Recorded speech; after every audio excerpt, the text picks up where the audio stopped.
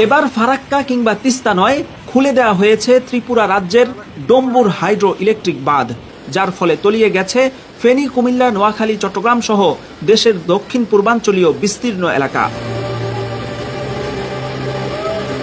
প্রশ্ন হচ্ছে, ভারত রাতের বেলা হুট করে কেন বাঁধ খুলে দিবে?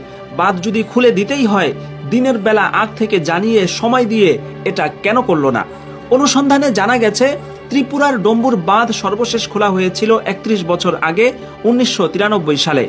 এরপর গত কয়েকদিন ত্রিপুরায় ভারী বর্ষণে যখন বন্যা পরিস্থিতির আশঙ্কা দেখা দিল, তখন বলা নেই কওয়া নেই, গত রাতে বাংলাদেশের মানুষ যখন গভীর ঘুমে আচ্ছন্ন, সেই মুহূর্তে হুট করে বাঁধ খুলে দিয়ে এদেশের বিস্তীর্ণ এলাকা পানিতে ডুবিয়ে ফেলল ভারত, যারা আবার নিজেদেরকে বাংলাদেশের বন্ধু রাষ্ট্র দাবি করে।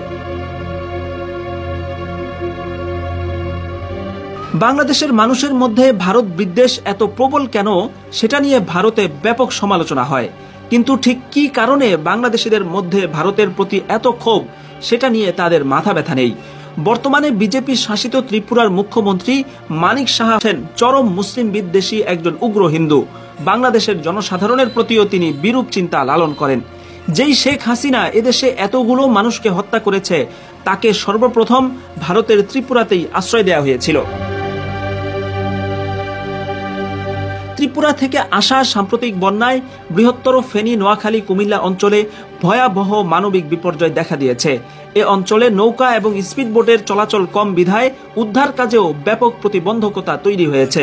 শেষ খবর পাওয়া পর্যন্ত ফেনী ও নোয়াখালীর বিভিন্ন এলাকায় লক্ষ লক্ষ মানুষ পানিবন্দী হয়ে পড়েছেন। বড় আয়োজন ছাড়া যাদেরকে উদ্ধার করা প্রায় অসম্ভব হয়ে পড়েছে। আকস্মিক বন্যায় তলিয়ে গেছে রাস্তাঘাট, বাড়িঘর সহ প্রায় সমস্ত কিছু। ইতোমধ্যে আক্রান্ত এলাকায় সীমিত পরিসরে সেনাবাহিনী উদ্ধার কাজ শুরু করেছে বলে খবর পাওয়া যাচ্ছে। কিন্তু পরিস্থিতির ভয়াবহতা অনুযায়ী ফেনী ও খাগড়াছড়ি সহ ত্রিপুরা সীমান্তবর্তী জেলাগুলোতে জরুরি ভিত্তিতে ব্যাপক উদ্ধার কাজ চালানোর প্রয়োজন দেখা দিয়েছে।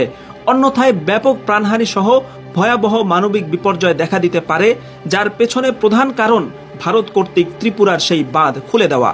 কাজেই এখন ভারতের ব্যাপারে বাংলাদেশের সিদ্ধান্ত নেওয়ার সময় হয়েছে। যুগের পর যুগ ধরে এ ধরনের খামখেয়ালি চলতে পারে না।